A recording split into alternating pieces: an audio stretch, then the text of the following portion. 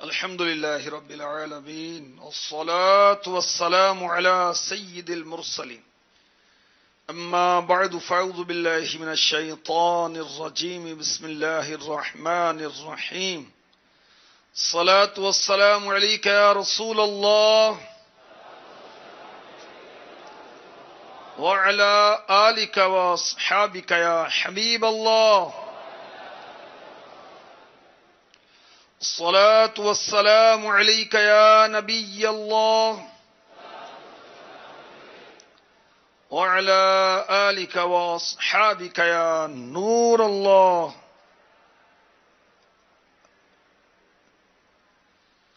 ہمارے پیارے پیارے آقا صلی اللہ علیہ وسلم نے فرمایا ثلاثۃ یوم القیامۃ تحت عرش اللہ یوم لا ظل الا ظلہ.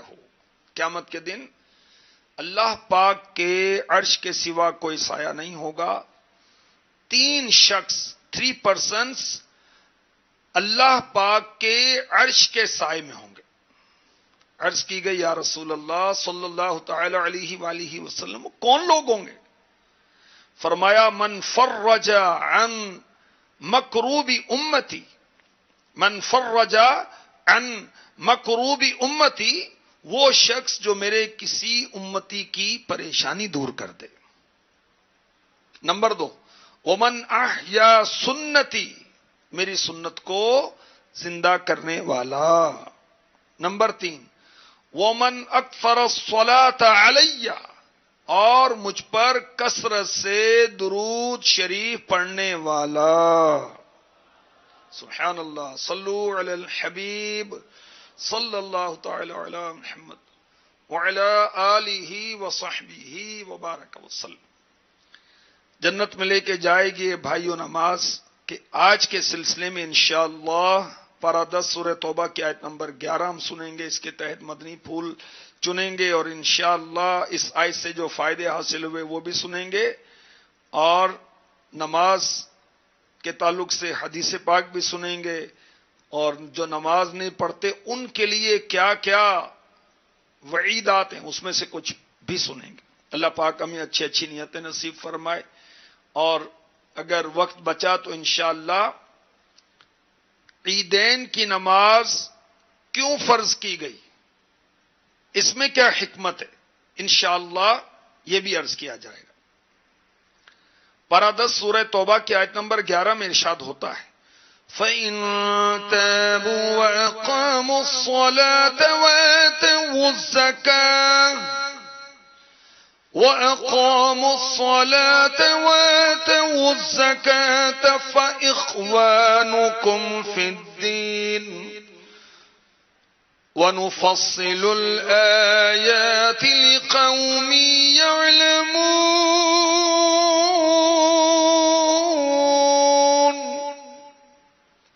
پھر اگر وہ توبہ کر لیں اور نماز قائم رکھیں اور زکوٰۃ دیں تو وہ تمہارے دینی اسلامی بھائی ہیں، اور ہم جاننے والوں کے لیے تفصیل سے آیتیں بیان کرتے ہیں. سبحان اللہ.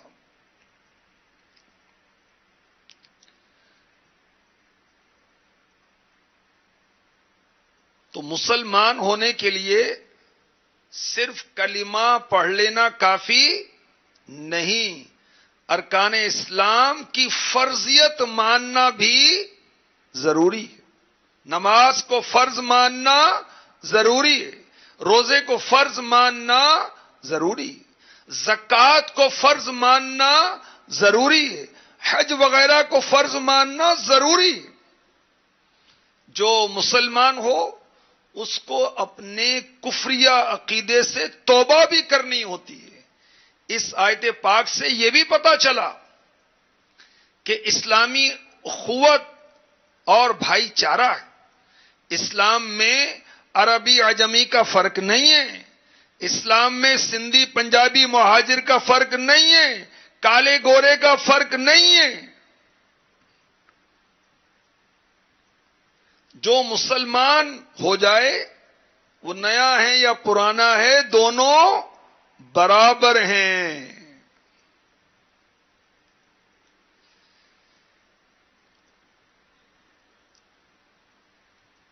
حضرت سیدنا ابن عباس رضی اللہ تعالی عنہما سے تندرستی کے باوجود نماز ترک کرنے کے بارے میں پوچھا گیا کہ جو تندرست ہے پھر بھی نماز نہیں پڑھتا.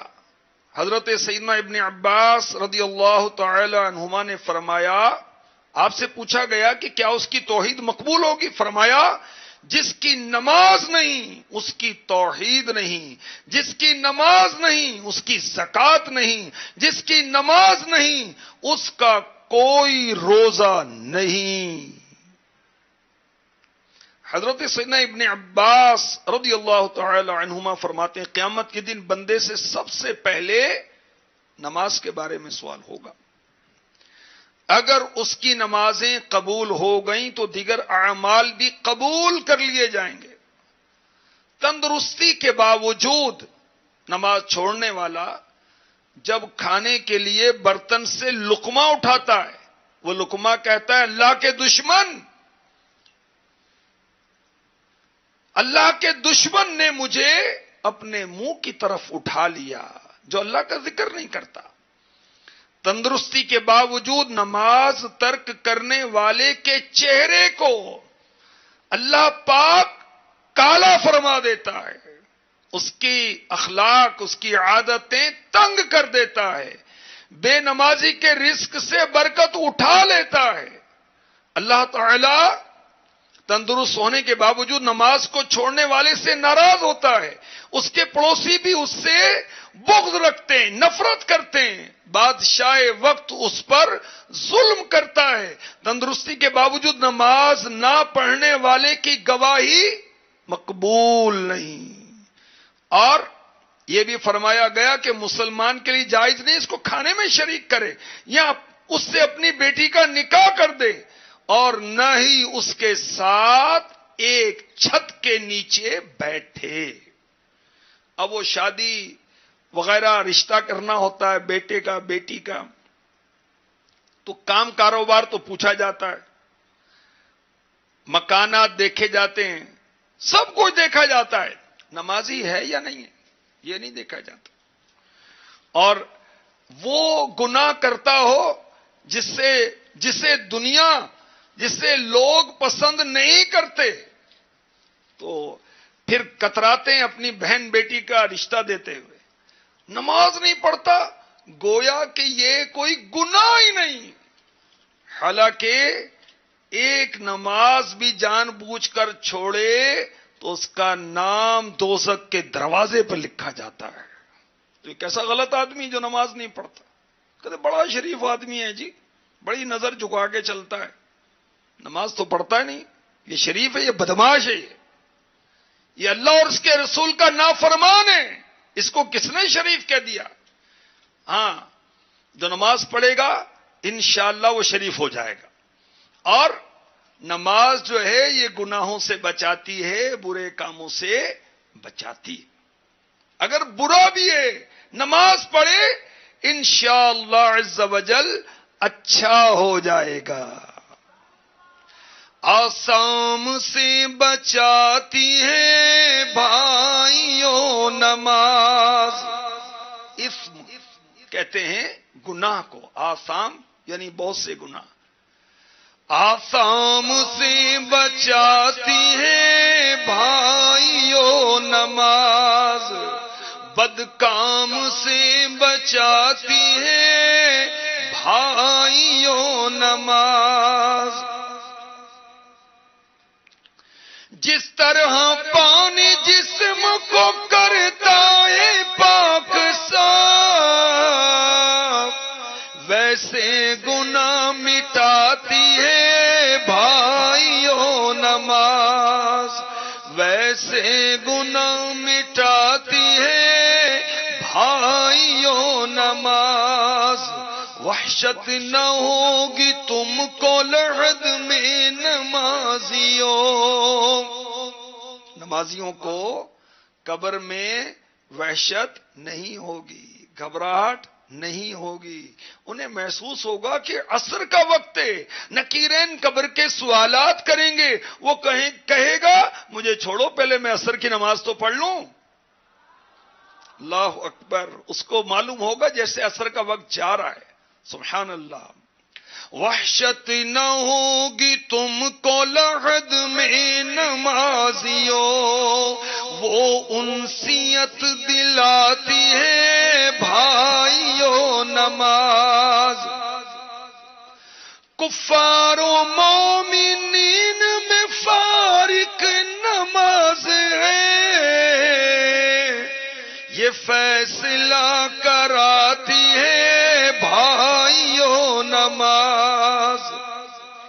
جاڑے میں جیسے جھڑتے ہیں پتے درخت کے، سردیوں کے موسم میں اگر درخت کو، ٹری کو ہلایا جائے تو پتے اس کے گرنا شروع ہو جاتے ہیں. اسی طرح بندہ مومن جب نماز پڑھتا ہے اس کے گناہ جھڑنا شروع ہو جاتے ہیں. جاڑی میں جیسے جھڑتے ہیں پتے درخت سے، ویسے گناہ گراتی ہے بھائیوں نماز. ظاہر کے ساتھ ساتھ ہو باطن بھی پرزیاں، اور قلب کو جلاتی ہے بھائیوں نماز. عصیاں کو بخشواتی ہے بھائیوں نماز. اللہ پاک ہمیں پکا نمازی بنا دے. اب تو رمضان بھی جا رہا ہے، پھر وہ مسجدوں کی رونق کم پڑ جائے گی، اور بدبخت شیطان خوش ہوگا کہ میں نے رمضان کے نمازیوں کو مسجدوں سے روک دیا. نہیں، ہم نہیں رکیں گے، انشاءاللہ نماز پڑھتے رہیں گے انشاءاللہ عز وجل. اب جو نماز نہ پڑھے، روزے نہ رکھے، وہ کیسا عاشق رسول ہے، کیسا مسلمان ہے؟ مسلمان تو نماز پڑھنے والا ہوتا ہے نا.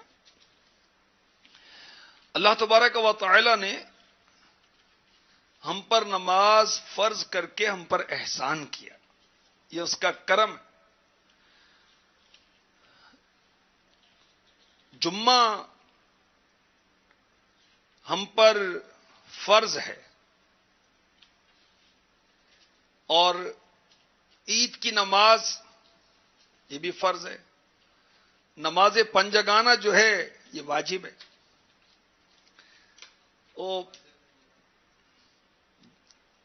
جمعہ اور عید ہم پر، جمعہ اور عیدین کی نمازیں ہم پر لازم ہیں. جمعہ فرض ہے اور عیدین کی نمازیں ہم پر واجب ہیں. پنجگانہ نمازیں یہ بھی واجب ہیں.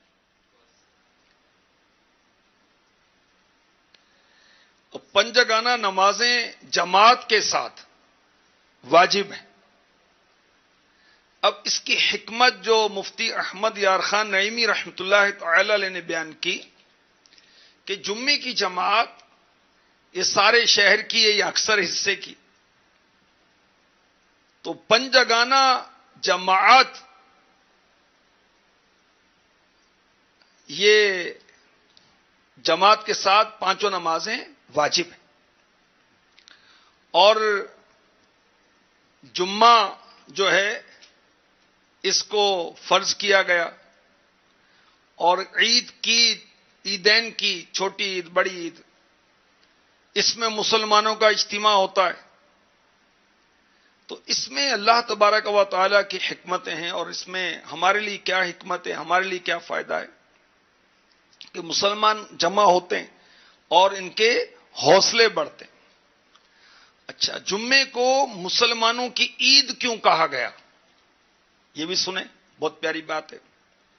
عیسائی جو ہیں اتوار کو مانتے ہیں، کیونکہ حضرت عیسیٰ علیہ السلام پر آسمان سے دسترخوان اتارا گیا تھا، انہوں نے دعا کی تھی، اور ان کے لیے عید کا دن ہوا جس دن حضرت عیسیٰ علیہ السلام پر مائدہ یعنی دسترخوان اترا. جمعہ مسلمانوں کے لیے عید بنا. ایک تو عید وہ ہے نا جو یکم شوال کو ہوتی ہے، 10 ذوالحجہ کو ہوتی ہے، 2 عیدیں. اس کے علاوہ الحمدللہ ہمیں ہر ہفتے ویکلی بھی عید عطا کی جاتی ہے.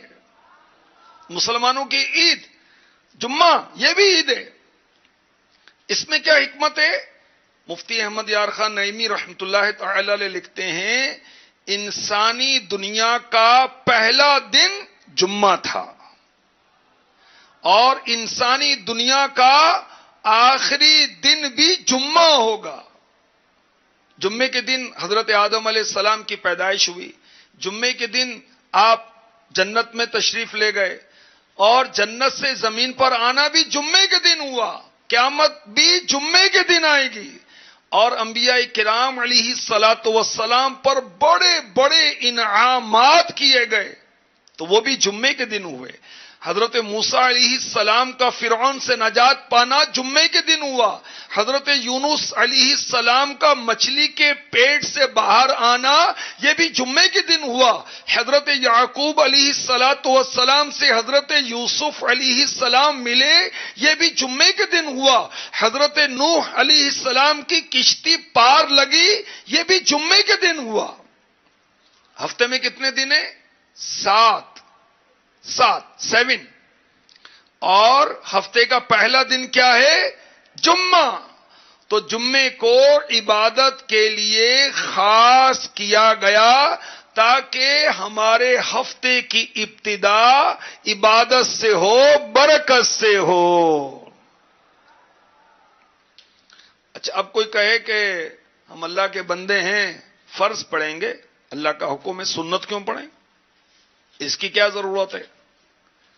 تو مفتی احمد یار خان نعیمی رحمت اللہ تعالی نے بڑے پیارے مدنی پھول عنایت فرمایا فرض کے لیے سنت ایسی ہے جیسے کھانے کے لیے پانی، کہ پانی کے بغیر تو کھانا تیار ہی نہیں ہوگا،